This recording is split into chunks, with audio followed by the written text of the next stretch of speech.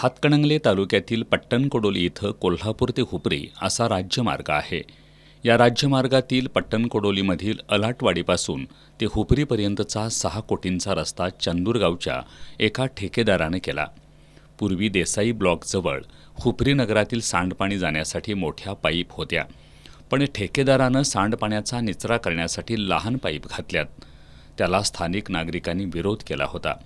या लहान पाईपमध्ये कचरा अडकल्यानं गटारीत तुंबून सांडपाणी राज्यमार्गावरून वाहतंय. हे सांडपाणी काही नागरिकांच्या घरातही शिरतंय. गेल्या 8 दिवसांपासून सांडपाणी आणि कचऱ्यांमुळं परिसरात मोठ्या प्रमाणात दुर्गंधी पसरली आहे. सांडपाण्यामुळं राज्यमार्गावरून प्रवास करणारे वाहनधारक, नागरिक आणि शाळकरी विद्यार्थ्यांना मोठा त्रास सहन करावा लागतोय. गेल्या 8 दिवसापासून गटरीचं 12 नंबर गल्ली ते मेन रोडपर्यंत पाणी येत आहे. पाणी साठून सगळं गेले 8 दिवस ग्रामसचिवालयाने किंवा ग्रामपंचायतीने कोणतीही कारवाई केली नाही आणि किमान काठी घेऊन पर्यंत येतात, पण काठी घेऊन जर येत नाही. गेल्या वर्षी मोठे नळ होते आणि बारीक नळ घातल्यापासून ते साठून राहिले, पण त्याचे पाणी झालं पाणी तुंबले आणि सेफ्टीकडे सगळं दारा घरात मावल्या, सगळं दुकान सुद्धा बंद आहे आमचं.